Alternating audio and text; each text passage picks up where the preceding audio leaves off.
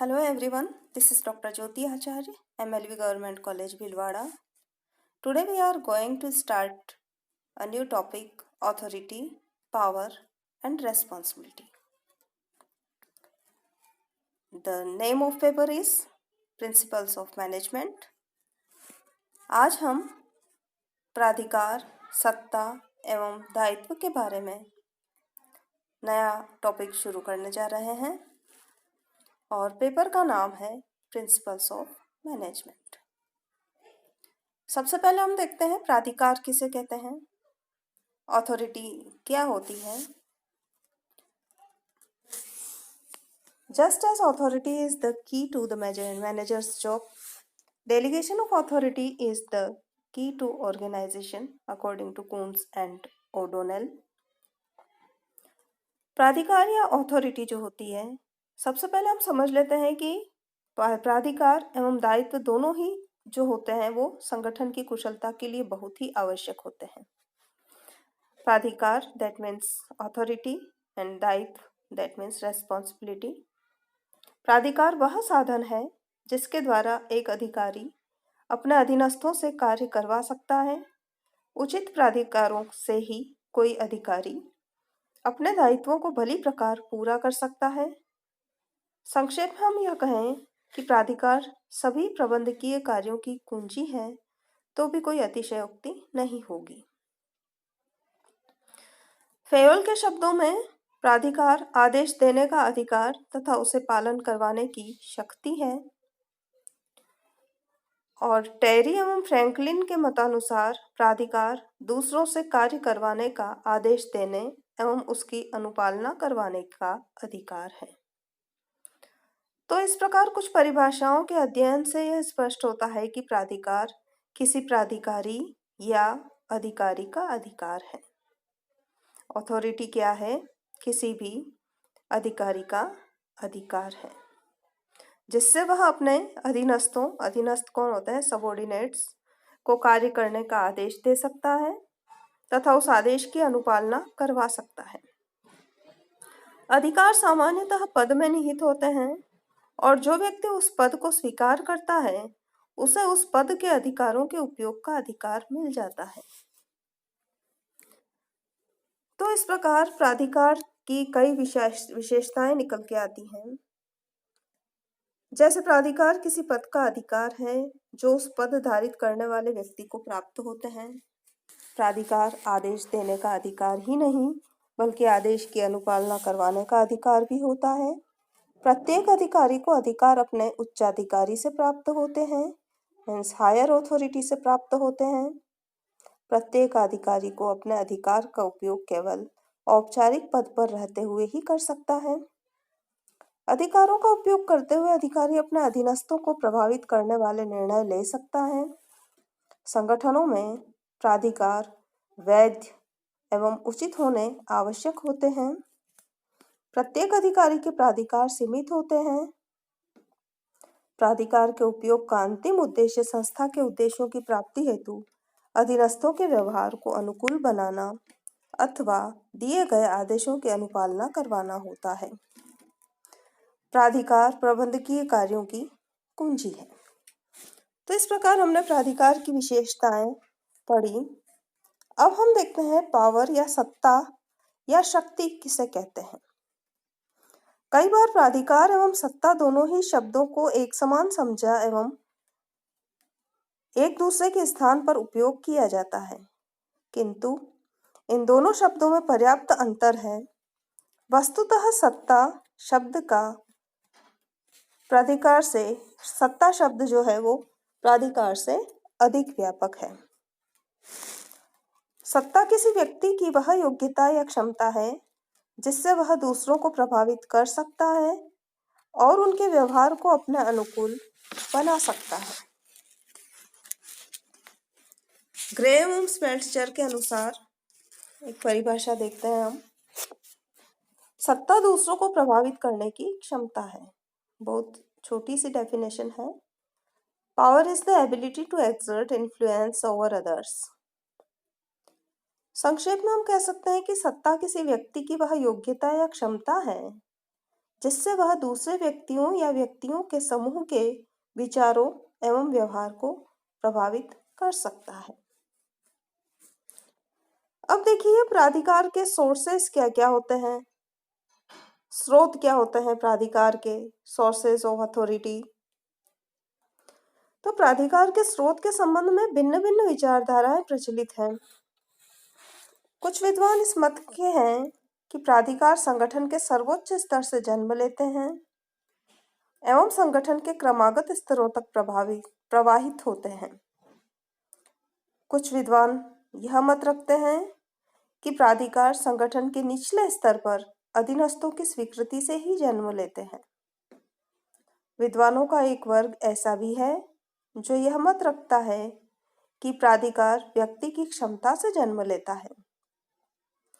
तो इन तीनों मतों को प्राधिकार की विचारधाराओं के नाम से जाना जाता है। अब वो विचारधाराएं कौन कौन सी हैं वो हम देखते हैं। तो फर्स्ट है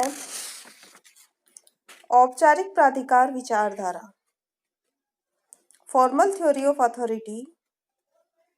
इस विचारधारा के अनुसार प्राधिकार का स्रोत संगठन का सर्वोच्च स्तर है। प्राधिकार संगठन के सर्वोच्च पदानुक्रम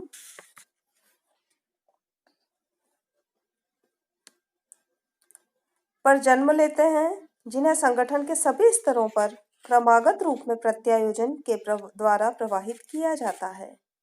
इसीलिए इसे टॉप डाउन प्राधिकार भी कहते हैं। इस विचारधारा के समर्थकों में फेयोल का नाम प्रमुख है।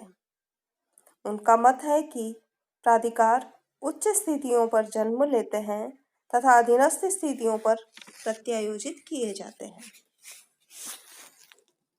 दूसरी विचारधारा जो है वो है अधीनस्थों की विचारधारा।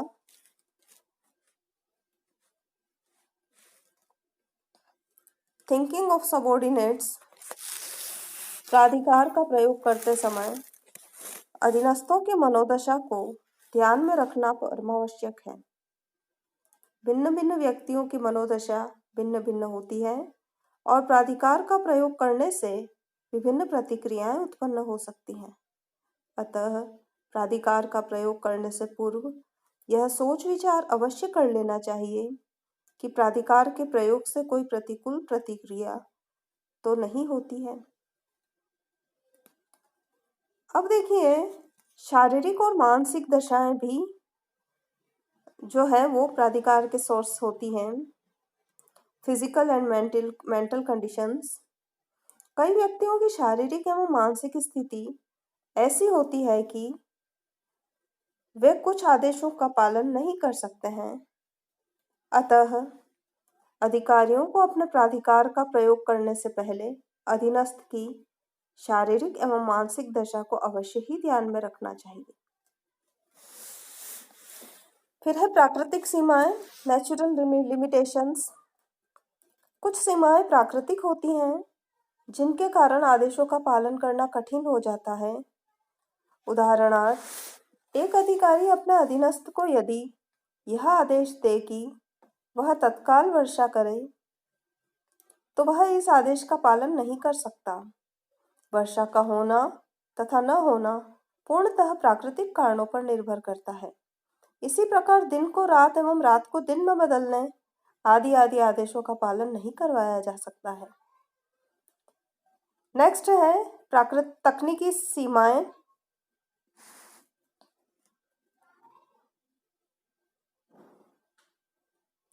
कई तकनीकी बातें भी प्राधिकार की शक्ति को सीमित कर देती हैं। कोई प्रबंधक अपने चपरासी से पत्र टाइप करने का आदेश देकर पत्र टाइप नहीं करवा सकता है। पत्र टाइप करने में कुछ टेक्निकल नॉलेज की आवश्यकता पड़ती है जो चपरासी में नहीं पाई जाती है। इस आदेश का पालन केवल टाइपिस्ट ही कर सकता है। नेक्स्ट है आर्थिक सीमाएं, इकोनॉमिक लिमिटेशंस। आर्थिक सीमाएं प्राधिकारों के पालन में बाधा उपस्थित कर सकती हैं। ऐसी सीमाएं कई प्रकार से उत्पन्न हो जाती हैं। यदि अधीनस्थ को दिया जाने वाला वेतन उनके कार्यों की जोखिम की तुलना में बहुत कम है, तो आदेशों का पालन करवाना अत्यंत कठिन होगा। इसी प्रकार कोई अधिकारी किसी भी वस्तु को बाजार से कम मूल्य पर खरीद लाने का आदेश देता है, तो ऐसे आदेशों का पालन करना भी नहीं हो पाता है। इस प्रकार आर्थिक सीमाएं भी प्राधिकारों के पालन में बाधा उपस्थित कर सकती है। अब बात आती है संस्था के नियम, इंस्टीट्यूशन रूल्स। संस्था के कुछ नियम होते हैं जो अधिकारियों के प्राधिकार को सीमित कर देते हैं। एक कंपनी की दशा में कंपनी के अंतर नियम, आर्टिकल्स ऑफ एसोसिएशन, कंपनी में अधिकारियों के प्राधिकार को सीमित कर देते हैं। नेक्स्ट है व्यापारिक एवं औद्योगिक संनियम, commercial and industrial laws. Bharat में कई व्यापारिक एवं औद्योगिक संनियम प्रचलित हैं। इन संनियमों के द्वारा भी प्रबंधकों या कारखाना मालिकों के प्राधिकार को सीमित कर दिया जाता है। उदाहरणार्थ, भारत के कारखाना अधिनियम के अनुसार कोई भी कारखाने का मालिक श्रमिक से औसतन 8 घंटे प्रतिदिन से अधिक कार्य नहीं करवा सकता। एक श्रमिक सामान्यतः 8 घंटे कार्य कर लेने के बाद कारखाना प्रबंधक के आदेशों के पालन के लिए बाध्य नहीं है या बाउंड नहीं है। नेक्स्ट है प्रथाएं एवं परंपराएं, कस्टम्स एंड ट्रेडिशंस। कई बार प्राधिकार प्रथाओं एवं परंपराओं से भी सीमित हो जाते हैं, अतः प्राधिकार का प्रयोग प्रथाओं एवं परंपराओं को ध्यान में रखकर ही करना चाहिए। तो इस प्रकार प्राधिकार के स्रोत के बारे में हमने अध्ययन किया। एक बार फिर बता दूं मैं, प्राधिकार क्या होता है। प्राधिकार किसी प्राधिकारी या अधिकारी का अधिकार है जिससे वह अपने अधीनस्थों को कार्य करने का आदेश दे सकता है तथा उस आदेश की अनुपालना करवा सकता है। औपचारिक प्राधिकार प्रबंधकीय पदानुक्रम में ऊपर से नीचे की ओर प्रवाहित होता है, अप टू डाउन इसका फ्लो चलता है। यह विकेंद्रीकरण व प्रत्यायोजन से प्रवाहित होता है। इस प्रकार प्रत्येक प्रबंधक को